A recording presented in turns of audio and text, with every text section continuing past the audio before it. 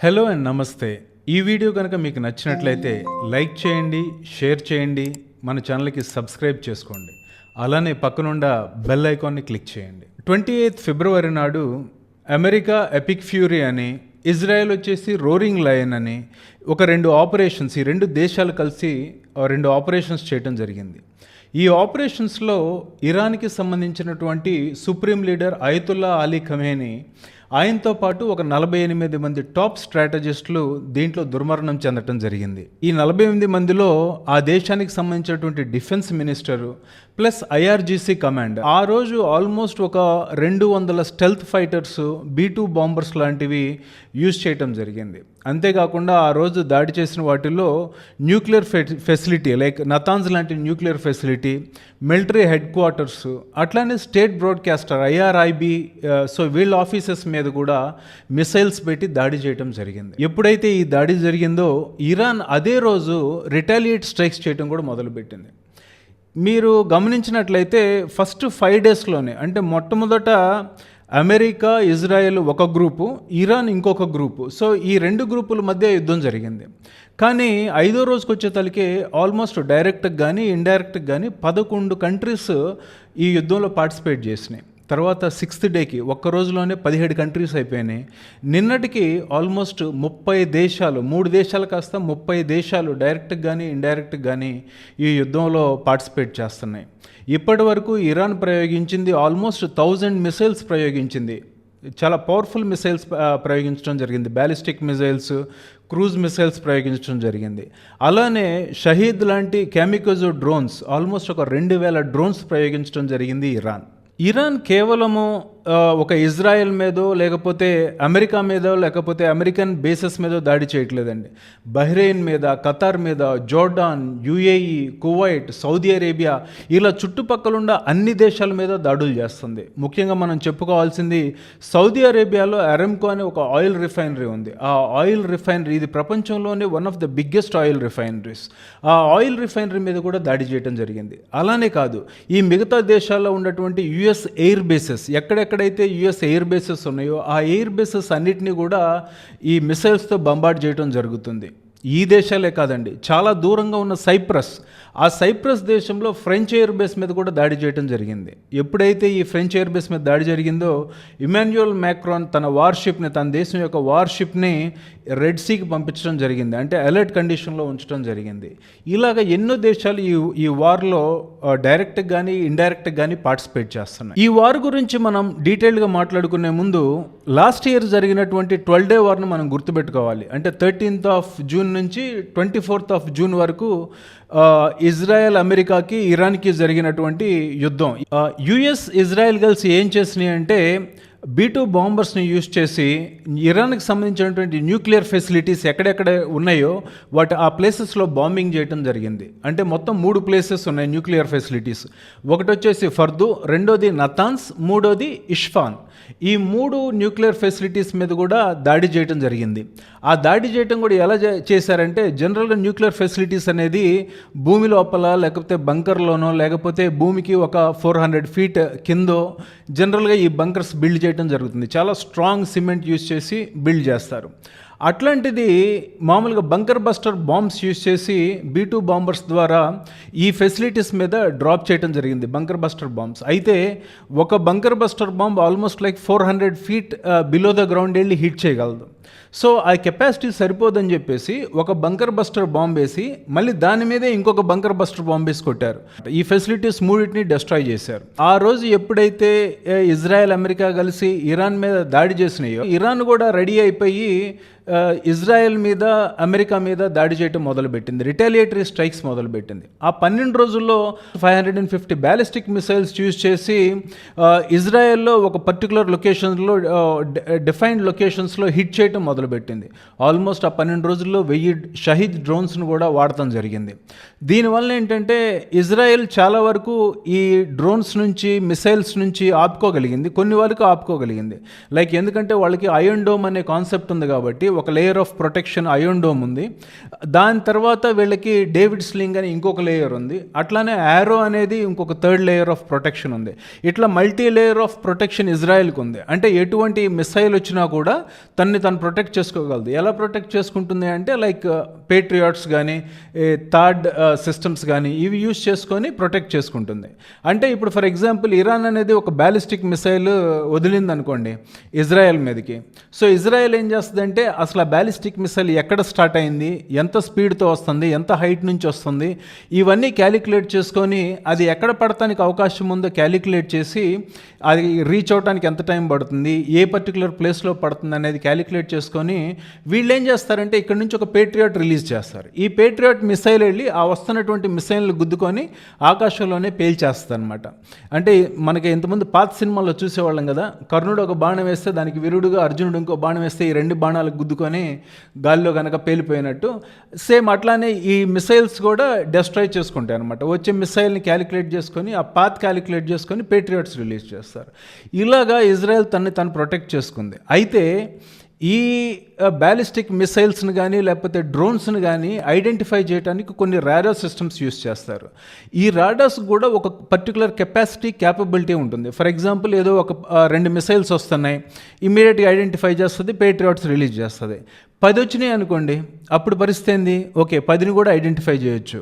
Swarm of drones వస్తే, swarm అంటే ఇప్పుడు ఎట్లా ఉంటుందంటే అది ఈగలకు ముసురుకున్నట్టు లేకపోతే దోమల గుంపులాగా వచ్చినట్టు అట్లా వచ్చి ఒక 50-100 డ్రోన్స్ లేకపోతే ఒక 200-300 డ్రోన్స్ ఒక్కసారిగా వచ్చి మీద పడ్డాయి అనుకోండి, అప్పుడు పరిస్థితి ఏంటో ఆలోచించుకోండి.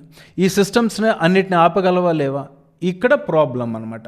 సో మ్యాక్సిమం 90% ఆపొచ్చు, 90% డ్రోన్స్ని కానీ మిసైల్స్ని కానీ ఆపొచ్చు, లేదు మ్యాక్సిమం అనుకుంటే 95% కూడా ఆపొచ్చు. బట్ 100%ని ఆపటం ఇంపాసిబుల్ కదా.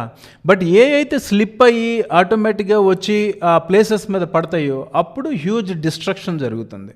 ఒక రకంగా చెప్పాలంటే లాస్ట్ ఇయర్ జరిగిన యుద్ధంలోనే కొన్ని బిలియన్స్ ఆఫ్ డాలర్స్ ఇజ్రాయెల్కి నష్టం జరిగిందనేది ఒక టాక్ అనమాట. లాస్ట్ ఇయర్ జరిగిన వార్లో ఇరాన్తో పాటు ఇంకొక 3 ఆర్గనైజేషన్స్ కూడా పార్టిసిపేట్ చేసినాయి. వీటిని మనం ఇప్పుడు గాజా స్ట్రిప్లో ఉన్నటువంటి హమాస్ ఉంది, అట్లానే లెబనాన్లో హెజ్బుల్లా ఉంది, యెమెన్లో హూతీస్ ఉంది. ఈ 3 ఆర్గనైజేషన్స్ కూడా ఇవి కూడా ఇజ్రాయెల్ మీద దాడి చేయటం మొదలుపెట్టినాయి. అసలు వీటికి ఇజ్రాయెల్కి సంబంధం ఏంటి, వీళ్ళెందుకు దాడి చేశారు అంటే ఈ హిజ్బుల్లా కానీ హమాస్ కానీ హూతీస్ కానీ వీటికి ఫండింగ్ ఇచ్చేది ఇరాన్ గవర్నమెంట్ అండి. ఇదేదో అన్అఫీషియల్గా సీక్రెట్గా జరిగే పని కాదు, చాలా అఫీషియల్గా గవర్నమెంట్ సైడ్ నుంచే బిలియన్స్ ఆఫ్ డాలర్స్ ఫండ్ చేయడం జరుగుతుంది. మీకు గుర్తుండే ఉంటుంది, గాజా స్ట్రిప్లో ఉన్న హమాస్ ఇజ్రాయెల్ మీద దాడి చేసి ఇజ్రాయెల్ నుంచి 250 మందిని బందీగా పట్టుకొని వెళ్ళిపోయింది. అప్పుడు ఇజ్రాయెల్ ఏం చేసింది, వాళ్ళ ట్రూప్స్ని పంపించి ఫుట్ సోల్జర్స్ని పంపించి గాజా మీద దాడి చేపించి లోపలికి పంపిస్తే తెలిసింది ఏంటంటే ఈ హమాస్ అనే అవుట్ఫిట్ వీళ్ళు భూమి లోపల టన్నల్స్ తవ్వుకున్నారు. ఆ టన్నల్స్ ఎంతంటే చిన్న చిన్న టన్నల్స్ కాదండి, 100 మీటర్లు 200 మీటర్లు కాదు, కిలోమీటర్ల కొద్దీ టన్నల్స్ తవ్వి ఉన్నాయన్నమాట. ఈ టన్నల్స్ ఎటు నుంచి పోతున్నాయి అంటే హాస్పిటల్స్ కింద, స్కూల్స్ కింద. ఎందుకంటే ఇజ్రాయెల్ ఒకవేళ రిటాలియేట్ చేసినా కూడా ఇట్లాంటి ప్లేసెస్ మీద బాంబింగ్ చేయదు కాబట్టి సేఫ్గా ఉండొచ్చని అట్లాంటి ప్లేసెస్ నుంచి పెద్ద పెద్ద టన్నల్స్ తవ్వారు. అట్లా టన్నల్స్ ఎలా ఉన్నాయంటే నెల తరబడి వాళ్ళు టన్నల్స్లోనే ఉండొచ్చు అనమాట. ఫుడ్ ఉంటుంది, అక్కడే పడుకోవచ్చు, అక్కడే తినొచ్చు, అన్ని ఫెసిలిటీస్ కలిగినటువంటి అంత పెద్ద పెద్ద టన్నల్స్ తవ్వారు. మరి ఇంత టన్నల్స్ తవ్వటానికి వాళ్ళకి ఈ ఫండింగ్ ఎక్కడి నుంచి వచ్చిందంటే ఇరాన్ నుంచే వచ్చింది. నెక్స్ట్ వచ్చేసి హెజ్బుల్లా లెబనాన్ నుంచి వస్తుందండి. ఈ గ్రూప్స్ ఎంత పవర్ఫుల్గా ఉంటాయంటే వీళ్ళకి బిలియన్స్ ఆఫ్ డాలర్స్ ఫండ్ చేస్తుంది ఇరాన్. అలానే వీళ్ళకి ఎక్విప్మెంట్ ఇస్తుంది, లైక్ రాకెట్ లాంచర్స్ కానీ లేకపోతే గ్రెనేడ్స్ కానీ గన్స్ కానీ ఇట్లాంటివన్నీ కూడా ఇరాన్ హెజ్బుల్లాకి సప్లై చేస్తుంది. మీరు ఒకటి గుర్తుపెట్టుకోవాల్సింది ఏంటంటే ఈ గాజా ఒకటి, లెబనాన్ ఒకటి, ఈ రెండూ కూడా ఇజ్రాయెల్కి పక్కపక్కనే ఉంటాయండి, పక్కపక్కనే ఉండే చిన్న చిన్న దేశాలు అనమాట. సో ఇక్కడ నుంచి కూడా దాడులు జరుగుతున్నాయి ఇజ్రాయెల్ మీద. అదేవిధంగా యెమెన్ అని ఇంకో ప్లేస్ ఉంది, ఇది సౌదీ అరేబియాకి కింద ఉంటుంది యెమెన్ అనేది. ఇక్కడ హూతీస్ అనే ఒక తెగ ఉంది. వీళ్ళు ఏం చేస్తుంటారంటే వీళ్ళు అమెరికన్ షిప్స్ కానీ లేకపోతే ఇజ్రాయెల్ షిప్స్ కానీ కంటైనర్స్ కానీ ఇట్లాంటివి వస్తున్నప్పుడు వీళ్ళు రెడ్ సీలో అక్కడ కాపు కాసి అక్కడ దాడులు చేస్తూ ఉంటారు హూతీస్. సో ఈ 3 కూడా ఈ 2 దేశాల మీద ఎప్పుడు కూడా ఒక కన్నేసి ఉంటాయి. వీళ్ళకి ఈ 2 దేశాలు ఒక్కటే కాదండి, ఎస్పెషలీ సున్నీ కంట్రీస్ మీద కూడా వీళ్ళు దాడులు చేస్తుంటారు. అయితే ఈ సున్నీస్ అంటే ఎవరు? ఇప్పుడు మనం మాట్లాడుకునే ముందు అసలు సున్నీస్, షియాస్ అసలు వీళ్ళు ఏంటి అనేది మనం మాట్లాడుకుందాం. ఇస్లామిక్ అంబ్రెల్లా కింద ఈ రెండు మెయిన్ సెక్ట్స్ అండి. ఒకటి వచ్చేసి షియాస్, రెండోది వచ్చేసి సున్నీస్. టోటల్గా మాట్లాడుకుంటే ఆల్మోస్ట్ ఒక 72 వర్గాలు ఉన్నాయి. అంటే కులమతాల్లాగా ఇట్లా 72 ఉన్నాయి అన్నమాట వీళ్ళకి డివిజన్స్. దీంట్లో మెయిన్ డివిజన్స్ వచ్చేసి షియాస్, సున్నీస్. షియాస్ అనేది మైనారిటీ గ్రూప్. అంటే ఇరాన్ అనేది షియా దేశం అండి, ఎందుకంటే most of them are Shias అక్కడ. సో ఇరాన్ షియా దేశం. 15% ఆఫ్ ముస్లిమ్స్ ఆర్ షియాస్. మిగతా 85% ఆఫ్ ముస్లిమ్స్ ఏంటంటే సున్నీస్ అనమాట.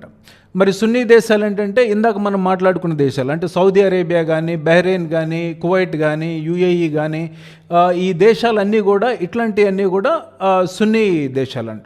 అంటే సున్నీ పీపుల్ ఎక్కువ ఉంటారు అక్కడ. షియాస్ కూడా కొంతమంది ఉంటారు, బట్ సున్నీ పీపుల్ ఎక్కువ ఉంటారు. ఇక్కడ ఏంటంటే షియాస్ ఎక్కువ ఉంటారు. ఈ ప్రాబ్లం ఏంటంటే ఈ రెండు కూడా ఒక డిఫరెంట్ కైండ్ ఆఫ్ సిద్ధాంతాలను ఫాలో అవుతూ ఉంటాయి. ఫర్ ఎగ్జాంపుల్ సున్నీస్ వచ్చి ఏం చేస్తారంటే మహమ్మద్ ప్రవక్త యొక్క లీనియేజ్ని నమ్ముతారు. అక్కడ చెప్పిన సిద్ధాంతాలని వాళ్ళు అది ఫాలో అవుతూ ఉంటారు, ఆ లైన్లో ఫాలో అవుతూ ఉంటారు. షియాస్ అలా కాదు. ఇరాన్ వాళ్ళు వీళ్ళు ఏం చేస్తారంటే మహమ్మద్ ప్రవక్త యొక్క మేనల్లుడు ఆలీ అని ఉన్నారండి, ఆయన యొక్క లీనియేజ్లో వీళ్ళు ఉంటారనమాట. సో రెండు డిఫరెంట్ లీనియేజెస్. వీళ్ళు నమ్మే సిద్ధాంతాలు కొంచెం తేడా ఉంటాయి. వాళ్ళది వేరు, వీళ్ళది వేరుగా ఉంటుంది. సో ఎప్పుడు వీళ్ళిద్దరి మధ్య గొడవలు జరుగుతూ ఉంటాయి. గొడవలే కాదండి, ఒకప్పుడు వీళ్ళిద్దరి మధ్య యుద్ధాలు కూడా జరిగినాయి అనమాట. సో ఎప్పుడు కూడా ఎంత ఇస్లాం కంట్రీస్ అయినా కూడా వీళ్ళకి ఒకళ్ళ మీద ఒకళ్ళకి కోపాలు, ఒకళ్ళ మీద ఒకళ్ళకి ద్వేషాలు విపరీతంగా ఉంటాయి అన్నమాట. సో ఇందాక మాట్లాడుకున్న ఈ టెర్రరిస్ట్ ఆర్గనైజేషన్స్ హమాస్ కానీ, హెజ్బుల్లా కానీ, హూతీస్ కానీ, వీళ్ళందరూ కూడా షియా వర్గానికి చెందినటువంటి వాళ్ళు.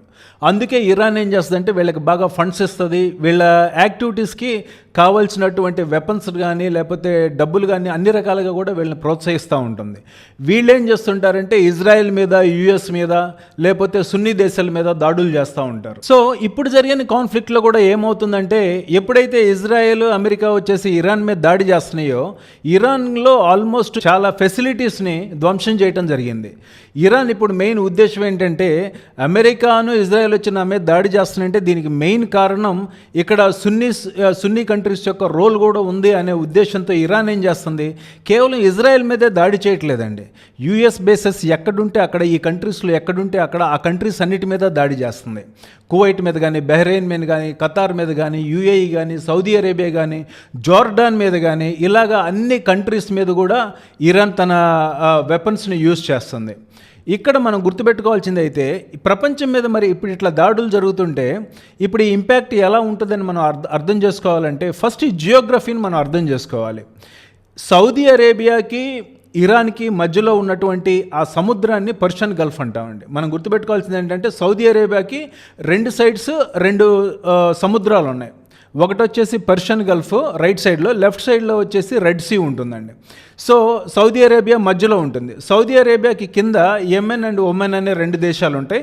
పైన జోర్డాన్ ఉంటుంది, దానిపైన వచ్చేసి ఇజ్రాయెల్ ఉంటుంది. ఆ ఇజ్రాయెల్కి పైన గాజా స్ట్రిప్ ఉంటుంది, ఆ పైన మళ్ళీ సముద్రం ఉంటుంది. సౌదీ అరేబియాకి రైట్ సైడ్లో ఈ చిన్న చిన్న గల్ఫ్ దేశాలు మిగతా అన్నీ ఉంటాయి అన్నమాట. లైక్ సౌదీకి పక్కన కువైట్, బహ్రెయిన్, ఖతార్, యుఏఈ, ఈ దేశాలన్నీ కూడా సౌదీకి ఆనుకొని ఉంటాయి. తర్వాత మనం అనుకున్నట్టు పర్షియన్ గల్ఫ్, తర్వాత ఇరాన్ ఉంటుంది. ఆ పర్షియన్ గల్ఫ్ అని ఎందుకంటారంటే ఇరాన్కి ఇంకొక పేరు పర్షియా కాబట్టి, ఆ పర్షియాకి పక్కనే ఉన్న సముద్రం కాబట్టి పర్షియన్ గల్ఫ్ అయింది అది. అయితే ఇక్కడ ఏంటంటే మనం గుర్తుపెట్టుకోవాల్సింది ఏంటంటే almost 70% of the crude oil trade మొత్తం కూడా ఈ రూట్లోనే జరుగుతుంది. అంటే ఈ పర్షియన్ గల్ఫ్ నుంచే జరుగుతుందన్నమాట. ఈ కంటైనర్స్ కానీ, ట్యాంకర్స్ కానీ అవి మొత్తం కూడా ఈ పర్షియన్ గల్ఫ్ ద్వారా ఇండియన్ ఓషన్లోకి వస్తూ ఉంటాయి. అయితే ఇక్కడ మనం గుర్తుపెట్టుకోవాల్సిందంటే ఇది ఒక స్ట్రెయిట్ లైన్ లాగా కాకుండా ఈ పర్షియన్ గల్ఫ్ స్ట్రెయిట్గా ఉండి అక్కడి నుంచి ఒక చిన్న బెండ్ తీసుకుంటుందండి. దాన్ని మనం స్ట్రెయిట్ ఆఫ్ హార్మోజ్ అంటాం. ఎక్కడైతే అది బెండ్ తీసుకుంటుందో దాన్ని స్ట్రెయిట్ ఆఫ్ హార్మోజ్ అంటాం. ఈ హార్మోజ్ అనేది ఒమన్ దేశానికి, ఇరాన్కి మధ్యలో ఉంటుంది. ఎంత అంటే జస్ట్ 21 కిలోమీటర్స్ దూరం ఉంటుందండి. ఈ రెండు దేశాల మధ్య సీ వచ్చేసి జస్ట్ 21 కిలోమీటర్స్. 21 కిలోమీటర్స్ అంటే ఇంటర్నేషనల్ టర్మ్స్లో మాట్లాడుకుంటే చాలా చిన్న ప్లేస్ అనమాట. ఇప్పుడు ఏం చేస్తుందంటే ఇరాన్కి ఇది మంచి ఒక అవకాశం లాగా ఉంది. ఇప్పుడు ఏ పడవాటి నుంచి రావాలన్నా, ఏ కంటైనర్ ఆయిల్ కంటైనర్స్ కానీ లేకపోతే ఏ ట్రేడ్ షిప్ రావాలన్నా కూడా ఇప్పుడు ఆటోమేటిక్గా అవి ఇరాన్ సైట్లోకి వచ్చేస్తాయి. ఇరాన్కి ఈజీగా అర్థమైపోతుంది ఏ షిప్ వస్తుంది, ఏ ట్యాంకర్ వస్తుంది. సో వేరే ట్యాంకర్స్ ఏ వచ్చినా కూడా దాడి చేయడం ఈజీ అనమాట. ఆల్రెడీ డిక్లేర్ చేశారు. అది యుఎస్ కానీ, ఇజ్రాయెల్ ట్యాంకర్స్ కానీ, యూరోపియన్ ట్యాంకర్స్ కానీ, వాళ్ళకి సంబంధించిన ఏ ట్యాంకర్స్ వచ్చినా, ఎటువంటి కంటైనర్స్ వచ్చినా కూడా, ఎటువంటి షిప్స్ వచ్చినా కూడా పేల్చేస్తామని చెప్పి ఇరాన్ వార్నింగ్ ఇవ్వడం జరిగింది. దీనివల్ల క్రూడ్ ఆయిల్ ట్రాన్స్పోర్ట్ అనేది ఆగిపోతుంది. ఎప్పుడైతే ఈ ఆయిల్ ఎక్స్పోర్ట్ ఆగిపోతుందో ఆటోమేటిక్గా ప్రపంచం మొత్తంలో కూడా డిమాండ్ క్రియేట్ అవుతుంది. ఆయిల్ దొరకలేదు అనుకోండి, పెట్రోల్ మన రేట్లు చూశారు కదా ఎట్లా పెరిగిపోతాయో, ఇప్పుడు కూడా అదే జరుగుతుంది. యుద్ధం మొదలైన రెండో రోజే ఆల్మోస్ట్ 10% బ్యారెల్ రేట్స్ పెంచేశారు. $60 పర్ బ్యారెల్ ఉండేది ఆల్మోస్ట్ $70 to $80 వచ్చేసింది సెకండ్ డే, థర్డ్ డేకే. జస్ట్ ఇమాజిన్, లైక్ ఇట్లానే ఇంకొక 2 వారాలు కనుక కంటిన్యూ అయితే పరిస్థితి ఎంత దారుణంగా ఉంటుందో చూడండి. ప్రస్తుతానికైతే ఓన్లీ పెట్రోల్ రేటే పెరుగుతుంది. ఒక 2 to 3 వీక్స్ కనుక ఇదే యుద్ధం కనుక కొనసాగితే ప్రపంచంలో ఇన్ఫ్లేషన్ రావడం పెద్ద కష్టమైన పని ఏం కాదండి. ఇన్ఫ్లేషన్ వచ్చిందంటే మీరు కొనుక్కునే కూరగాయల కాడ నుంచి, తినే వస్తువుల కాడ నుంచి, కొనుక్కునే కార్ల కాడ నుంచి ప్రతి దాని మీద కూడా రేట్లు పెరిగిపోతాయి. సో ఈ ఇంపాక్ట్ ప్రపంచం మొత్తం మీద ఉండబోతుంది. సో ఇది మెయిన్ రూట్. ఇక్కడ ఆల్మోస్ట్ మెయిన్ ఆయిల్ ట్రేడ్ మొత్తం ఇటు నుంచి జరుగుతుంది. రెండో ట్రేడ్ రూట్ వచ్చేసి సూయజ్ కెనాల్ నుంచి రెడ్ సీ ద్వారా ఇండియన్ ఓషన్లోకి వస్తూ ఉంటుంది అనమాట. ఇది సెకండ్ రూట్. అంటే సౌదీ అరేబియాకి అదర్ సైడ్ ఉంటుంది. సౌదీ అరేబియాకి, సౌత్ ఆఫ్రికాకి మధ్యలో ఉంటుంది. సూయజ్ కెనాల్ నుంచి రెడ్ సీలోకి ఉంటుంది అనమాట ఈ రూట్. ఇటు నుంచి ఒక 15% ఆఫ్ ది వరల్డ్ ట్రేడ్ ఇటు నుంచి కూడా జరుగుతూ ఉంటుంది. సో ఈ రెండు కూడా చాలా ఇంపార్టెంట్ రూట్స్ అండి. ఇప్పుడు జరుగుతున్న ఈ యుద్ధం వలన ఏమవుతుందంటే ఈ రూట్స్ రెండు కూడా బ్లాక్ అయిపోయినాయి, కంప్లీట్గా బ్లాక్ అయిపోతున్నాయి. సో ఇటు నుంచి ఏ షిప్స్ వెళ్ళాలన్నా కూడా చాలా కష్టంగా ఉంది. సో ఈ ఇంపాక్ట్ ప్రపంచం మొత్తం మీద ఉంటుంది. అందుకే ఇప్పుడు ఇరాన్ వాడు ఏం చేస్తున్నాడు, నా దేశం ఒకటే ఎందుకు పాడైపోవాలి, నేను ఒక్కడే ఎందుకు ఇబ్బంది గురి కావాలని చెప్పేసి ఆ చుట్టుపక్కల ఉన్నటువంటి గల్ఫ్ దేశాలన్నిటి మీద బాంబింగ్ చేయటం మొదలుపెట్టాడు.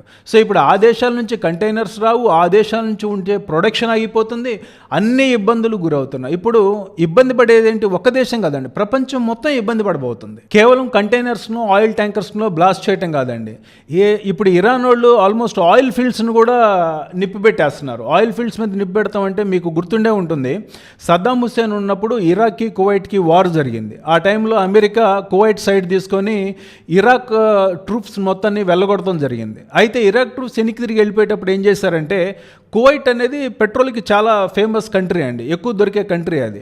సో అక్కడ ఉన్నటువంటి ఈ పెట్రోల్ బావులు మొత్తాన్ని కూడా తగలబెట్టేశారు. తగలబెట్టేసేసరికి ఆ తగలబడ్డ పెట్రోల్ బావులు ఆపుకోవటానికి ఆల్మోస్ట్ 5 to 10 years, ఆ మంటలు ఆర్పడానికి 5 to 10 years పట్టిందండి. అంటే జస్ట్ ఇమాజిన్, అంటే ఎంత ప్రొడక్షన్ లూజ్ అవుతుంది యుద్ధం వలన, ఎంత డేంజర్స్ వస్తాయనేది మనం ఇక్కడ ఆలోచించుకోవాలి. రెండోది, ఇక్కడ గల్ఫ్లో విపరీతంగా పెట్రోల్ ఎక్కడ పడితే అక్కడ దొరుకుతుంది కానీ మంచినీళ్ళు దొరకవండి. ఇంతకుముందు ఏమయ్యేదంటే విదేశాల నుంచి వాళ్ళు మంచినీళ్ళు ఇంపోర్ట్ చేసుకునేవాళ్ళు. అంటే పెట్రోల్ పంపించే ట్యాంకర్స్లో వేరే దేశాల నుంచి ట్యాంకర్స్లో మంచినీళ్ళు తెచ్చుకునేవాళ్ళు అనమాట. ఇప్పుడు ఏమవుతుందంటే టెక్నాలజీ డెవలప్ అయిన తర్వాత ఈ గల్ఫ్ కంట్రీస్ ఏం చేసినాయంటే డిసాలినేషన్ ప్లాంట్స్ అని పెట్టుకున్నాయి. ఎందుకంటే సముద్రాలు ఉన్నాయి, పక్కన సముద్రం ఉంది, కాకపోతే ఏంటంటే సముద్రపు నీరు ఉప్పు నీరు కదా. సో ఈ ఉప్పు నీరుని ఏం చేస్తారంటే ప్యూరిఫై చేయడానికి ఈ డిసాలినేషన్ ప్లాంట్స్ పెట్టుకున్నాయి అనమాట. ప్యూరిఫై చేయడం వల్ల ఏంటంటే అక్కడ నుంచి వాటర్ అక్కడ దగ్గరలో ఉన్న సిటీస్కి, ఆ టౌన్స్కి సప్లై చేయడానికి ఈజీగా ఉంటుందని. అయితే ఇప్పుడు కనుక పొరపాటున ఇరాన్ కనుక ఈ డిసాలినేషన్ ప్లాంట్స్ మీద కనుక దాడి జరిగితే మంచినీళ్ళు కూడా దొరకవండి. ఎంత దారుణంగా ఉంటుందో పరిస్థితి ఆలోచించండి. ఇప్పుడు మిగతా అన్నీ ఇంపాక్ట్ అవుతాయి, ఉద్యోగాలు పోతాయి, జనం అల్లకొల్లోలు అవుతున్నారు, కుటుంబాలు నాశనం అయిపోతున్నాయి. ఈ యుద్ధం వలన ఎన్నో ప్రాబ్లమ్స్ ఉన్నాయి. వీటితో పాటు జనాలకి ఇటువంటి బేసిక్ ఫెసిలిటీస్ కూడా లేని పరిస్థితి వస్తుంది రేపు. ఈ యుద్ధం ఇక్కడితో ఆగిపోయేలాగా కూడా కనిపించట్లేదు. ఇది చూస్తుంటే ఈ యుద్ధం కొన్నాళ్ళు జరిగేటట్టుంది. ఎన్ని రోజులు జరిగితే అంత ఎక్కువ ఇంపాక్ట్ రాబోతుంది. ఒక్కటి మాత్రం గుర్తుపెట్టుకోండి, ఈ కనుక ఇంకొక 2 weeks కనుక జరిగితే, 2 to 3 weeks జరిగిందంటే కొన్ని దశాబ్దాల వెనుకబాటుతనాన్ని ఈ గల్ఫ్ దేశాలు మళ్ళీ చూడబోతున్నాయండి. అంత ఇంపాక్ట్ జరగబోతుంది ఈ యుద్ధం వలన. ఈ యుద్ధం స్కోప్ ఏంటంటే మీరు ఫస్ట్ డే చూస్తుంటారు, ఎప్పుడైతే ఈ యుద్ధం స్టార్ట్ అయిందో ఇమీడియట్గా ఆల్మోస్ట్ ఈ గల్ఫ్ దేశాల నుంచి 18,000 ఫ్లైట్స్ అండి, ఒక్క రోజులోనే 18,000 ఫ్లైట్స్ క్లోజ్ అయిపోయినాయి. ఇంకోటి మనం గుర్తుపెట్టుకోవాల్సింది ఏంటంటే ఈ గల్ఫ్ దేశాల్లో ఆల్మోస్ట్ ఒక 90 లక్షల మంది పైన మన ఇండియన్స్ అక్కడ జాబ్స్ చేసుకుంటూ అక్కడే చాలామంది నివసిస్తూ ఉన్నారు. సో వీళ్ళ మీద కూడా విపరీతమైన ఎఫెక్ట్ పడే అవకాశం ఉంది. ఇంకొకటి మన దేశానికి వచ్చేస్తే రెమిటెన్సెస్ కూడా కొంతవరకు ఆగిపోయే ప్రమాదం ఉంది. వీటన్నిటికంటే కూడా ముఖ్యంగా మన పౌరులకు సంబంధించిన వాళ్ళ జీవన విధానం, వాళ్ళ జీవితాలు దెబ్బతినే పరిస్థితి ఉంది. ఉద్యోగాలు, కొంతమందికి ఉద్యోగాలు పోవచ్చు. ఆ ప్లేస్లో యుద్ధం జరిగే ప్లేస్లో ఉన్నారు కాబట్టి చాలా జాగ్రత్తగా ఉండాల్సిన అవసరం కూడా ఉంది. అయితే మనకు అసలు అర్థం కావాల్సిన ఫస్ట్ పాయింట్ ఏంటంటే ఇజ్రాయెల్ ఎందుకు దాడి చేస్తుంది? నీకు ఇరాన్లో ఎన్ని గొడవలు జరిగితే ఇజ్రాయెల్కి సంబంధం ఏంటి? ఎన్ని గొడవలు జరిగితే అమెరికాకి సంబంధం ఏంటి? అసలు వాళ్ళు వచ్చి ఇరాన్ మీద ఎందుకు దాడి చేయాలి? ఈ న్యూక్లియర్ వెపన్సే తయారు చేసుకుంటాడో, మిసైల్సే తయారు చేసుకుంటాడో, వాళ్ళు తయారు చేసుకుని వాళ్ళ దేశంలో లోపల ఎన్ని గొడవలు ఉంటే మాత్రం ఇజ్రాయెల్లో లేకపోతే అమెరికానో వచ్చి ఎందుకు దాడి చేయాలి? ఇక్కడ మనం ఒక పాయింట్ అర్థం చేసుకోవాలండి. ఇరాన్కి పర్టికులర్గా అంటే ఇరాన్ పబ్లిక్గా డిక్లేర్ చేసింది ఏంటంటే death to Israel, death to America, ఇదే నా సిద్ధాంతం అనేది ఇరాన్ క్లియర్గా డిక్లేర్ చేసిందండి. ఇప్పుడు కాదండి, 40 years బ్యాక్ డిక్లేర్ చేసింది. ఇజ్రాయెల్ అనే దేశం ఈ ప్రపంచంలో ఉండటానికి వీల్లేదు, ఇజ్రాయేలీ అనేవాడు ఉండటానికి వీల్లేదు, అమెరికాని మేము బ్రతకనయ్యాం, ఈ రెండింటి మీద దాడి చేస్తామని ఇరాన్ సంబంధించిన సుప్రీం లీడర్, వాళ్ళకి సంబంధించిన గవర్నమెంట్ ఎప్పుడో డిక్లేర్ చేశారండి. ఎందుకంటే వీళ్ళకి సిద్ధాంతానికి సంబంధించి అంటే ఇస్లాంకి సంబంధించి, జ్యూస్కి సంబంధించి వాళ్ళు చెప్పేది ఏంటంటే ఏదో వాళ్ళ పుస్తకాల్లో ఉన్నటువంటి ఆ గొడవలు ఏవో ఉన్నాయని, లేకపోతే ఆ వాళ్ళు నమ్మే సిద్ధాంతాలు వ్యతిరేకంగా ఉన్నాయనే ఉద్దేశంతో ఇప్పుడు ఇజ్రాయెల్ అనేది ఉండటానికి వీల్లేదని ఇరాన్ డిక్లేర్ చేసింది. సో అందువల్ల ఇజ్రాయెల్ ఏం చెప్తుందంటే నువ్వు మా మీద దాడి చేయటం కాదు, అసలు నువ్వు అసలు ఆ పని చేయకుండా మేమే ఆపుకుంటాం, నిన్ను ఇక్కడ దాకా ఎందుకు రాణిస్తాం అంటే, ఇప్పుడు ఫర్ ఎగ్జాంపుల్ ఒకడు కత్తి పట్టుకొని తిరుగుతున్నాడు అనుకోండి, నిన్ను చంపుతా అని చెప్పి తిరుగుతున్నాడు అనుకోండి, ఎదుటివాడు ఏం చేస్తాడు? ఐదర్ వీడినన్నా చంపేయాలి, లేకపోతే పోలీసులను పిలిచి వీడిని అరెస్ట్ చేయించడం అన్నా చేయాలి. ఇప్పుడు పరిస్థితి కూడా అట్లానే ఉందండి. అంటే ఒకళ్ళ మీద ఒకళ్ళు పోటీలు పడి యుద్ధాలు చేసుకునే పరిస్థితి తెచ్చుకున్నారు. అయితే ఇప్పుడు ఇజ్రాయెల్ కానీ అమెరికా చెప్తుంది ఏంటంటే మాకు ఇరాన్ మీద యుద్ధం చేయాలనే థాట్ ఎందుకు వస్తుందంటే మీరు న్యూక్లియర్ వెపన్స్ తయారు చేసుకుంటున్నారు. న్యూక్లియర్ వెపన్స్ తయారు చేసుకుని ఎక్కడ డ్రాప్ చేస్తారు? మీరు ఇజ్రాయెల్ మీదో అమెరికా మీదో ప్రయోగం చేయాలని చూస్తున్నారు. కాబట్టి మిమ్మల్ని ఎట్టి పరిస్థితుల్లో న్యూక్లియర్ డెవలప్మెంట్ ప్రోగ్రామ్ని మేము ఇరాన్లో జరగనయ్యాం, వీటిని ఆపేస్తామని చెప్పి చాలా కరాఖండిగా చెప్తున్నారు ఇజ్రాయెల్ అండ్ అమెరికా. ఈ న్యూక్లియర్ డెవలప్మెంట్ ప్రోగ్రామే కాదండి, దానికి సంబంధించిన మనం అనుకున్నాం ఇందాక 3 ఫెసిలిటీస్ ఉంటే న్యూక్లియర్ డెవలప్మెంట్ ప్రోగ్రాంలో B-2 బాంబర్స్ పెట్టి ఆ న్యూక్లియర్ ఫెసిలిటీస్ని ఆల్మోస్ట్ ధ్వంసం చేశారు, కంప్లీట్గా ధ్వంసం చేసేసారు. అప్పటికే ఒక ఐడియా ఏంటంటే ఇరాన్ 60% ఎన్రిచ్మెంట్ సాధించింది అని. అదే కనుక ఒక 80% 90% ఎన్రిచ్మెంట్ స్టేజ్ కనుక వచ్చింది అంటే అక్కడి నుంచి న్యూక్లియర్ వెపన్స్ని తయారు చేసుకోవడం పెద్ద కష్టమైన పని కాదు. సో క్లోజ్గా అంటే ఆల్మోస్ట్ ఇరాన్ ఆ స్టేజ్లోకి వచ్చేసింది అని ఎప్పుడైతే అర్థమైపోయిందో ఇమీడియట్గా ఇజ్రాయెల్ అండ్ అమెరికా కలిసి ఆ ఫెసిలిటీస్ని ధ్వంసం చేయడం జరిగిందండి. అంతేకాదండి, ఇప్పుడు వీళ్ళకి ఇరాన్కి సంబంధించినటువంటి మిసైల్ టెక్నాలజీని కూడా మనం చూడాలి. వీళ్ళ దగ్గర అద్భుతమైనటువంటి మిసైల్స్ ఉన్నాయి, బ్యాలిస్టిక్ మిసైల్స్ ఉన్నాయి, క్రూజ్ మిసైల్స్ ఉన్నాయి, హైపర్సోనిక్ మిసైల్స్ ఉన్నాయి. ఇప్పుడు బ్యాలిస్టిక్ మిసైల్స్ ఎట్లా అంటే అండి, ఒక ప్లేస్ నుంచి స్టార్ట్ చేసి వీటిని పైకి పంపిస్తే ఇవి పైకి ఆకాశంలో స్ట్రాటోస్ఫియర్ని టచ్ చేసి అక్కడి నుంచి వచ్చేసి డెస్టినేషన్ ఏదో దాని మీద పడి పేలిపోతాయి అన్నమాట. సో అలాగ డిస్ట్రక్షన్ క్రియేట్ చేస్తే బ్యాలిస్టిక్ మిసైల్స్. క్రూజ్ మిసైల్స్ అయితే ఒక స్పీడ్తో వెళ్ళిపోయి ఆ డెస్టినేషన్ మీద పడి డెస్ట్రాయ్ చేస్తాయి.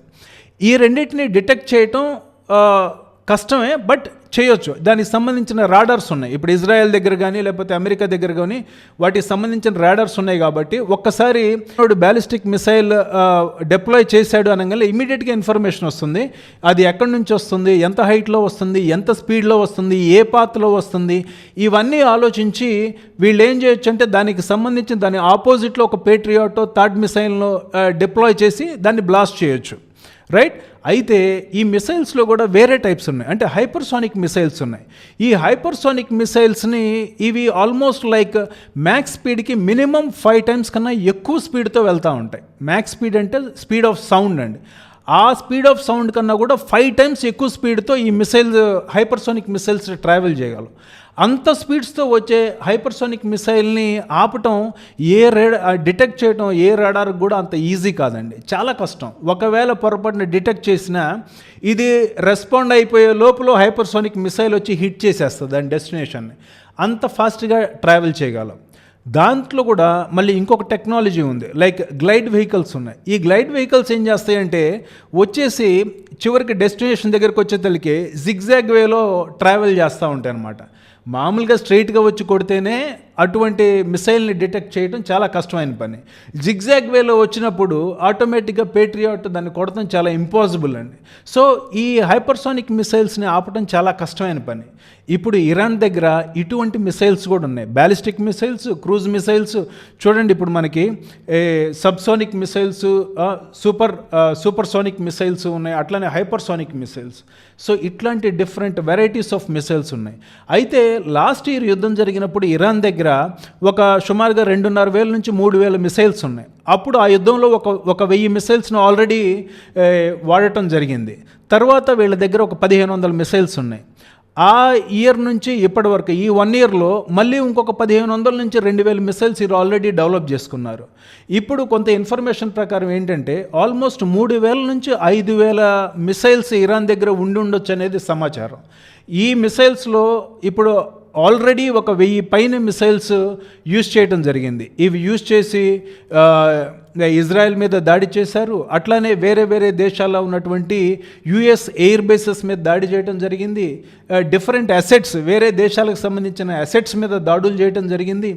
వీళ్ళు ఓన్లీ మిసైల్స్ మాత్రమే యూజ్ చేయట్లేదండి, వీళ్ళకి దీంతో పాటు డ్రోన్స్ ఉన్నాయి.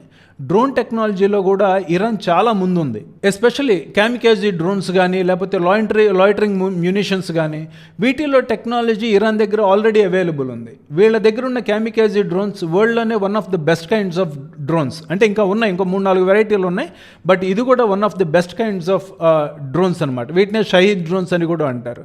ఇవేంటంటే సూసైడ్ బాంబర్స్ లాగా ఒకసారి డెస్టినేషన్ ఫిక్స్ చేసి రిలీజ్ చేశారు అంటే వెళ్ళిపోయి దాని మీద పడిపోతుంది. రెండోది ఏంటంటే దీని కెపాసిటీ ఆల్మోస్ట్ లైక్ 2000 నుంచి 2500 కిలోమీటర్స్ ఏరియా వరకు ఇది ట్రావెల్ చేయగలదు. చాలా స్లోగా వెళ్తాయి, ఇది 160-170 కిలోమీటర్ స్పీడ్తో మాత్రమే వెళ్తాయి. కానీ ఇవి రీచ్ అయ్యే ప్లేస్ మాత్రం ఆల్మోస్ట్ లైక్ 2000-2500 కిలోమీటర్స్ ఏరియా వరకు ఇవి కవర్ చేయగలవు అనమాట. సో ఇవి కూడా ఒక డెడ్లీ డ్రోన్స్. ఎందుకంటే డ్రోన్ అనేది చాలా చిన్న సైజులో ఉంటుంది, లైక్ ఒక 6 మీటర్స్ విడ్త్ కానీ 5 to 6 మీటర్స్ విడ్త్ అట్లా ఉంటుంది. ఇంత చిన్న ఒక డ్రోన్ని రాడర్ పట్టుకోవడం చాలా కష్టమనమాట. దాని సిగ్నేచర్ చాలా చిన్నగా ఉంటుంది కాబట్టి ఒక ఈగలాగా. సో దాన్ని డిటెక్ట్ చేయటం అనేది ఈ రాడార్స్కి చాలా కష్టమైన పని. సో వీళ్ళు ఏం చేస్తున్నారంటే ఎక్కువ డ్రోన్స్ని యూజ్ చేస్తున్నారు. ఈ డ్రోన్స్ యూజ్ చేసి థౌజండ్స్ ఆఫ్ డ్రోన్స్ మ్యానుఫ్యాక్చర్ చేసి పెట్టుకున్నారు. ఇంకొక పాయింట్ మనం గుర్తుపెట్టుకోవాల్సింది ఏంటంటే ఇరాన్ ఈ ప్లేసెస్, ఈ ఫెసిలిటీస్ అన్ని ఒక్క చోట మ్యానుఫ్యాక్చర్ చేసి పెట్టుకోవట్లేదండి. దేశం మొత్తం మీద కూడా 5 ప్లేసుల్లో 5 సిటీస్ కట్టింది, డ్రోన్ సిటీస్. డ్రోన్ సిటీస్ అంటే భూమి మీద కాదండి, భూమి లోపల అండర్ గ్రౌండ్లో 5 పెద్ద huge structures, huge cities develop చేసింది. సో నిరంతరం ఈ సిటీస్లో ఈ డ్రోన్స్ మ్యానుఫ్యాక్చరింగ్ జరుగుతూనే ఉంటుంది. అంటే చూడండి ఎప్పుడు నిరంతరం అట్లా వస్తూనే ఉంటాయి అనమాట, రోజు డ్రోన్స్ తయారు చేస్తూనే ఉంటుంది. ఈ డ్రోన్స్ యూజ్ చేసి ఇంకొకటి ఏంటంటే ఈ డ్రోన్స్ కాస్ట్ కూడా చాలా తక్కువ అండి, లైక్ $10,000 నుంచి $20,000 ఒక డ్రోన్ని మ్యానుఫ్యాక్చర్ చేయొచ్చు. కానీ ఈ డ్రోన్ని ఆపాలి అంటే ఒక్కొక్క మిసైల్ వచ్చేసి $3 మిలియన్ నుంచి $4 మిలియన్ ఖర్చు అవుతుంది. కానీ అదే కనుక ఇది చూసుకుంటే డ్రోన్ చూసుకుంటే $10,000 నుంచి $20,000, అంటే ఎంత ఆల్మోస్ట్ లైక్ 200 టైమ్స్ కాస్ట్ అవుతుంది. ఒక డ్రోన్ని ఆపాలి అంటే 200 టైమ్స్ కాస్ట్ పెట్టి దాన్ని కొట్టాలి. ఒకవేళ కొట్టారు అనుకోండి, ఎన్ని డ్రోన్స్ని ఆపుతారు? డ్రోన్స్ చీప్లో ఉంటాయి కాబట్టి దీన్ని స్వామ్స్ లాగా తయారు చేసి ఒక గ్రూప్ లాగా పంపించి హిట్ చేస్తున్నప్పుడు వస్తున్నటువంటి అన్ని డ్రోన్స్ని ఆపాలంటే ఎంత కష్టం, ఎన్ని మిసైల్స్ యూజ్ చేయాలి వాటిని ఆపడానికి, ఎంత ఖర్చు అవుతుంది ఆలోచించండి. ప్రతిరోజు కొన్ని billions of worth of weapons use చేస్తున్నారండి డిస్ట్రక్షన్ కోసం. ఒకరినొకడు చంపుకోవడానికి ఇన్ని వాడుతున్నారు. కానీ ఇదే ప్రపంచంలో బతకటానికి తిండి లేక కొన్ని లక్షల మంది ప్రతిరోజు చనిపోతున్నారు. గుర్తుపెట్టుకోండి, చంపుకోవటానికైతే billions of dollars, trillions of dollars ప్రతి సంవత్సరం ఈ దేశాలన్నీ వాడుకుంటున్నాయి. కానీ బ్రతికించడానికి మాత్రం ఎవడు పెట్టుబడి పెట్టాడు, ఎవడు ఊరికనే డబ్బులు ఇవ్వడు. ఇప్పటి వరకు ఇరాన్ వచ్చేసి సెజిల్ మిసైల్స్, ఇమాద్, గదార్, షహాబ్ 3 ఇట్లాంటి టైప్స్ ఆఫ్ మిసైల్స్ యూజ్ చేస్తుందని విన్నాము. అయితే ఇందాక మనం మాట్లాడుకున్నది హైపర్సోనిక్ మిసైల్ ఫతా 2. ఇది మోస్ట్ డేంజరస్ మిసైల్ అనమాట. సో ఇప్పుడు మనం చెప్పలేం ఇరాన్ ఎక్కడ దాడి చేస్తుంది, ఎప్పుడు దాడి చేస్తుంది, ఎలా దాడి చేస్తుంది, మిసైల్స్ యూజ్ చేస్తుందా, డ్రోన్స్ యూజ్ చేస్తుందా, ఎటువంటి వెపన్స్ యూజ్ చేసి దాడి చేస్తుంది అనేది మనం చెప్పడం చాలా కష్టం. అట్లానే ఎక్కడ వీళ్ళు కూడా ఇజ్రాయెల్ కానీ అమెరికా కానీ ఎక్కడ తగ్గట్లేదండి. వీళ్ళు కూడా రకరకాల వెపన్స్ పెట్టి ఇరాన్ని ముప్పు తిప్పలు పెడుతున్నారు. మెయిన్ ఇరాన్కి సంబంధించినటువంటి ఎయిర్ డిఫెన్సెస్ మొత్తాన్ని ఫస్ట్ డేని చాలా వరకు కొట్టేశారు. Almost like 60% to 70% of the air డిఫెన్సెస్ని మొత్తాన్ని ఫస్ట్ వేవ్లోనే బ్లాస్ట్ చేశారు. దీనివల్ల ఏమవుతుందంటే రాడార్ క్యాపబిలిటీ తగ్గిపోయింది ఇరాన్కి. ఎప్పుడైతే రాడార్ క్యాపబిలిటీ తగ్గిపోయిందో ఆటోమేటిక్గా మిసైల్స్ మన ఇప్పుడు ఇజ్రాయెల్ కానీ లేకపోతే యుఎస్ కానీ డిప్లాయ్ చేసే మిసైల్స్ అన్నీ కూడా వచ్చి ఇరాన్లో ల్యాండ్ అవడం చాలా ఈజీ అనమాట. అదేవిధంగా ఇరాన్ కూడా ఏం చేస్తుంది, యుఎస్కి సంబంధించిన రాడార్స్ని, ఇజ్రాయెల్ సంబంధించిన రాడార్స్ని వాటిని కొడతాం మొదలుపెట్టింది. వాటిని కొడతాం వలన ఇప్పుడు వీళ్ళకి సంబంధించిన మిసైల్స్ కానీ డ్రోన్స్ కానీ ఆ ప్లేసెస్ని రీచ్ అవడం కూడా చాలా తేలిక అనమాట. ఇప్పుడు ఏమవుతుంది, రెండు కంట్రీస్లో ఉన్నటువంటి ఈ రాడార్ సిస్టమ్స్ అన్నీ కూడా చాలా వరకు నాశనం అయిపోతున్నాయి. కాబట్టి చాలా ఇక్కడ విధ్వంసం జరిగింది. కాబట్టి ఇప్పుడు వాళ్ళేసే మిసైల్స్ అయినా వీళ్ళేసే మిసైల్స్ అయినా ఈ ఆపోజిట్ డైరెక్షన్స్లో రీచ్ అయ్యి ఇవి చేసేటువంటి విధ్వంసం చాలా భయంకరంగా ఉండబోతుంది. ఇప్పుడు జస్ట్ నిజం చెప్పాలంటే వార్ మధ్యలో ఉందో బిగినింగ్ అయిందో మనం చెప్పలేం. కానీ ఇదే కనుక కంటిన్యూ అయితే రాబోయే డిస్ట్రక్షన్ మాత్రం ఇంకా ఘోరంగా. బట్ ఇంకొక 2-3 వీక్స్ కనుక ఇది ప్రొలాంగ్ అయితే ఇది ఇంకా వేరే నెక్స్ట్ లెవెల్కి వెళ్ళిపోవడానికి అవకాశం ఉంది.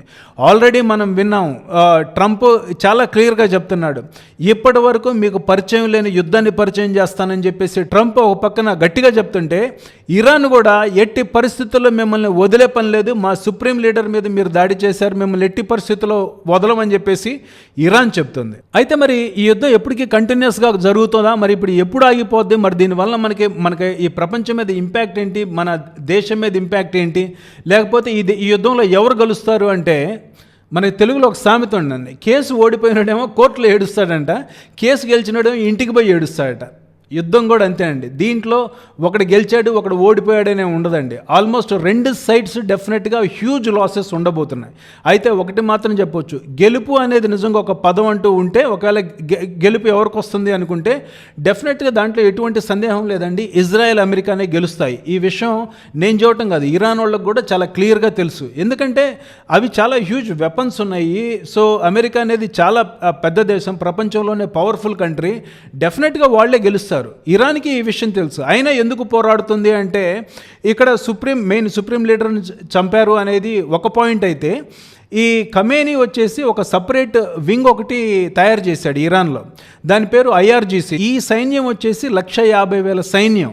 ఈ సైన్యం ఆర్మీ కింద పనిచేయదండి, ఇది సపరేట్గా సుప్రీం లీడర్కి మాత్రమే రిపోర్ట్ చేస్తూ ఉంటుంది. ఈ మిసైల్స్ కానీ ఈ లేటెస్ట్ టెక్నాలజీస్ అన్నీ కూడా ఈ IRGCని ఆపరేట్ చేస్తూ ఉంటుంది. సో ఎప్పుడైతే ఈ సుప్రీం లీడర్ని చంపేశారో, IRGC కమాండర్ని చంపేశారో, వీళ్ళు నెక్స్ట్ ఏం చేయాలి, ఒకవేళ ఇలాంటి సన్నివేశం జరిగినప్పుడు ఎలా రెస్పాండ్ అవ్వాలి అనేది ఆల్రెడీ ప్లాన్ ఉంది వీళ్ళకి. సో వీళ్ళు ఏం చేస్తున్నారంటే ఆ ప్లాన్ ప్రకారం దాడులు చేయటం మొదలుపెట్టారు. సో వీళ్ళని ఆపటం చాలా కష్టమైన పని. అంటిల్ అండ్ అన్లెస్ వీళ్ళలో ఎవరైనా రాజీ పడిపోయో లేకపోతే ఈ గ్రూపు ఆగిపోతే తప్పితే ఈ రెండు సైడ్న జరిగే యుద్ధం ఆగే పరిస్థితి లేదు. సో వాళ్ళు తగ్గట్లేదు, వీళ్ళు తగ్గట్లేదు. మధ్యవర్తిత్వం ఎవరన్నా చేయాలన్నా కూడా వినే పరిస్థితుల్లో ఎవరూ లేరు. ఎందుకంటే వాళ్ళ నుంచి వీళ్ళకి థ్రెట్ ఉందని, వీళ్ళేమో ఇరాన్ వాళ్ళేమో నాశనం చేస్తామని వీళ్ళు చెప్తున్నారు. మాకు థ్రెట్ ఉంది కాబట్టి మిమ్మల్ని ఎట్టి పరిస్థితుల్లో వదిలిపెట్ట, మిమ్మల్ని సర్వనాశనం చేస్తున్నామని వాళ్ళు చెప్తున్నారు. సో రెండు గ్రూపులు కూడా చాలా ఫియర్స్ఫుల్ బ్యాటిల్లో ఉన్నాయి. అయితే ఏంటంటే స్ట్రాటజికల్గా ఫైట్ చేస్తున్నారు. ఎట్లా పడితే ఒక రకంగా చెప్పాలంటే ఒకప్పుడు ఏంటంటే బాంబింగ్ జరిగింది అంటే కార్పెట్ బాంబింగ్ లాగా జరిగేదండి. అంటే ఒక సిటీని దాడి చేయాలంటే ఒక బాంబు వేస్తే అక్కడ లోకల్ ఏరియాలో ఉన్నటువంటి జనం మొత్తం చనిపోయేవాళ్ళు. ఇప్పుడు ఉన్నటువంటి లేటెస్ట్ టెక్నాలజీస్ వలన వార్ యొక్క స్ట్రక్చర్ కూడా మారిపోయింది. ఎవరిని కొట్టాలంటే వాళ్ళనే కొడుతున్నారు, ఏ బిల్డింగ్ కొట్టాలంటే ఆ బిల్డింగ్ కొడుతున్నారు, ఏ ఫెసిలిటీ మీద వేయాలంటే ఆ ఫెసిలిటీ మీద బాంబింగ్ చేస్తున్నారు. సో యుద్ధాలు కూడా చాలా స్ట్రాటజికల్గా మారిపోయినాయి. అవుట్పుట్ చాలా డిఫైన్డ్ అవుట్పుట్ వస్తుంది. సో ఇప్పుడు మనకి అనుకోవచ్చు చాలా తక్కువ బాంబింగ్స్ జరిగినా కూడా లాసెస్ అనేవి చాలా ఎక్కువగా ఉంటున్నాయండి. బికాస్ స్ట్రాటజికల్గా హిట్ చేస్తున్నారు. ఇవి మనుషుల మీదే ఎఫెక్టే కాదండి, ఎకానమీ మీద ఎఫెక్ట్ పడుతుంది, మనుషుల మీద ఎఫెక్ట్ పడుతుంది. అంటే నీకు తీవ్రత అనేది విపరీతంగా భయంకరంగా ఉంటుంది ఈ యుద్ధాల వల్ల. అమెరికా గురించి ఆలోచిస్తే అమెరికా వాళ్ళు ఇరాక్ మీద యుద్ధం చేశారు, వియట్నాం మీద యుద్ధం చేశారు, ఆఫ్ఘనిస్తాన్ మీద యుద్ధం చేశారు. వీళ్ళు చేసే యుద్ధాలు ఎలా ఉంటాయంటే ఇమీడియట్గా స్టార్ట్ చేస్తారు. వీళ్ళ మీద యుద్ధం చేయాలంటే తెల్లారి బయలుదేరుతారు, కొడతారు. అయితే ఆ యుద్ధాన్ని ఎలా ఆపుతారనేది చెప్పలేము. చూసాం ఆఫ్ఘనిస్తాన్లో ఏం జరిగిందో చూసాం, అక్కడ ఎండ్ పాయింట్ ఏముంటుందో తెలియదు మనకి. వియట్నాంలో జరిగిన యుద్ధం చూసాం. అంటే ఎట్లా అంటే ఒకసారి యుద్ధం మొదలుపెట్టిన తర్వాత మొత్తం డిస్ట్రక్షన్ అయిపోయిన తర్వాత మీ సావు మీరు చావండి అని చెప్పి వదిలేస్తారు. సో ఇట్లాంటి పరిస్థితి ఉంటుందండి. సో యుద్ధంలో ఇప్పుడు ఎవరు గెలిచినా ఒక్కటి మాత్రం మనం గుర్తుపెట్టుకోవాలి, మానవత్వం మాత్రం ఓడిపోద్దండి. కుటుంబాలు, దేశాలు మొత్తం నాశనం అవుతాయి. ఒక రకంగా చెప్పాలంటే వెస్ట్ ఏషియా మాత్రం ఈ యుద్ధం వలన కొన్ని దశాబ్దాల పాటు వెనకబడిపోద్ది. దాంట్లో ఎటువంటి సందేహం లేదు. ఒకటి గుర్తుపెట్టుకోవాలండి, ఈ యుద్ధం అసలు ఎవరికీ మంచిది కాదు. ముఖ్యంగా మన దేశం గురించి మాట్లాడుకుంటే మనకి ఇంపాక్ట్ ఎలా ఉంటుందంటే, మనం ఇందాక మాట్లాడుకున్నట్టు గల్ఫ్ దేశాల్లో మన పౌరులు ఆల్మోస్ట్ 90 లక్షల మంది ఉన్నారు. సో వాళ్ళ సేఫ్టీ మనం ఇంకోటి చూసుకోవాలి. రెండోది ఏంటంటే, చాలామంది మన ఇండియాలో ఉండే బిలియనర్స్ ఏం చేశారంటే డబ్బులన్నీ తీసుకెళ్ళి గల్ఫ్ దేశాల్లో పెట్టుబడులు పెట్టారు. దుబాయ్ అని, యుఏఈ అని, ఖతార్ అని ఇట్లాంటి దేశాల్లో పెట్టుబడులు పెట్టారు. ఎందుకంటే రియల్ ఎస్టేట్లు పెరుగుతున్నాయి, అక్కడ బాగా డెవలప్మెంట్ వస్తుంది, విపరీతంగా డబ్బులు పెంచుకోవచ్చు అనే ఉద్దేశంతో. రెండోది ఏంటంటే, దుబాయ్ అంటే it's the safest country, safe, అక్కడ సేఫ్ అని చెప్పి మన వాళ్ళు ఇక్కడ వాళ్ళు అందరూ పోయి చాలామంది అక్కడ పెట్టుబడులు పెట్టారు. మన దేశంలో ఇక్కడ ఎంప్లాయ్మెంట్ ఇవ్వాల్సింది పోయి తీసుకెళ్ళి అక్కడ పెట్టుబడులు పెట్టుకున్నారు. ద ఓన్లీ రీజన్ ఈజ్ అది సేఫ్ కంట్రీ అని. కంట్రీ ఎప్పుడైనా సేఫ్గా ఉండాలంటే డిఫెన్స్ పరంగా చాలా స్ట్రాంగ్గా ఉండాలండి. వీక్ కంట్రీస్ ఏదో ఒక రోజు ఇబ్బంది పడతాయి, దాంట్లో ఎటువంటి సందేహం లేదు. వీక్గా ఉండే ప్రతి ఒక్కరిని కొడటానికి ఎవడో కూడా కాసుకొని కూర్చొని ఉంటాడు. అందుకే బలం అనేది చాలా ఇంపార్టెంట్. ఆర్మీ పరంగా, మిలిటరీ పరంగా స్ట్రాంగ్గా ఉండటం చాలా ఇంపార్టెంట్. మొన్నే మనం చూసాం, పాకిస్తాన్ సింధూర్ 2 చూసాం. మన మీద ఊరిక లేనిపోని అన్ని విషయాలకు కూడా దాడులు చేయడానికి ప్రయత్నం చేస్తున్నారు. కానీ మనకే కనుక బలం లేకపోతే వాళ్ళు వేసినటువంటి డ్రోన్స్ని కానీ మిసైల్స్ని కానీ మనం ఆ రోజు ఆపకపోయినట్లయితే ఆల్మోస్ట్ 600 మిసైల్స్, డ్రోన్స్ వచ్చి మన దేశం మీద పడ్డాయండి. బట్ లక్కీగా ఏంటంటే ఒక్కటి కూడా మన దేశం లోపలికి రానియలేదు, మొత్తాన్ని ఆకాశంలోనే పేల్చేయగలిగాం. టెక్నాలజీ ఉంది కాబట్టి. మనోళ్ళు ముందుగానే ఆలోచించారు, ఇలా జరిగితే ఏం చేయాలనేది ముందుగానే ఆలోచించారు. కాబట్టి ఆర్మీ పరంగా, ఎయిర్ ఫోర్స్, నేవీ పరంగా మనం చాలా స్ట్రాంగ్గా ఉన్నాం. కాబట్టి స్టెప్స్ తీసుకొని మనల్ని మనం ప్రొటెక్ట్ చేసుకోగలిగాం. This is very important for any country అండి. ఎక్కడైతే ఆర్మీ స్ట్రాంగ్గా ఉంటుంది, ఎక్కడైతే స్టెబిలైజేషన్, మిలిటరీ స్టెబిలైజేషన్ ఉంటుందో ఆ దేశాలు మాత్రమే ప్రాస్పర్ అవుతాయండి. అక్కడ మాత్రమే పెట్టుబడులు పెట్టుకోవాలి. ఒకటే, ఇప్పుడు చాలామంది అడుగుతున్నారు మన దేశం ఎందుకు రెస్పాండ్ అవ్వట్లేదు, మన దేశం ఎందుకు రియాక్ట్ అవ్వట్లేదు అంటున్నారు. వాళ్ళు కొట్టుకుంటే మనం రియాక్ట్ అయ్యి ఏం చేస్తామండి? మనం చేయగలిగింది చాలా లిమిటెడ్గా ఉంటుంది. ఇంకొకటి, ఆల్రెడీ యుద్ధంలో ఉన్న వాళ్ళు చెప్పే మాట వినే పరిస్థితి ఎక్కడా కనిపించదు. మనం చూస్తూనే ఉన్నాం కదా, పక్కన యుక్రెయిన్ కాను రష్యాకి జరుగుతున్న యుద్ధం 3 రోజుల్లో అయిపోయింది అనుకున్న యుద్ధం 3 సంవత్సరాలైనా కూడా ఆగలేదు, ఇంకా జరుగుతూనే ఉంది. సో ఒక్కసారి యుద్ధం మొదలుపెట్టిన తర్వాత ఎప్పుడు ఆగిద్ది అనేది కష్టం. అయితే మనం చూసుకోవాల్సింది ఏంటంటే, మన పరిస్థితులను మనం సక్రమంగా ఉంచుకొని, మన పౌరులను మనం రక్షించుకొని, మన ఎకానమీని మనం జాగ్రత్తగా ఉంచుకొని, మన పని మనం సక్రమంగా చేసుకోవటం నేర్చుకోవాలి. ఇంకో వీడియోలో మరిన్ని విషయాలు మాట్లాడుకుందాం. అప్పటి వరకు స్టే కామ్, స్టే ట్యూన్. జై హింద్.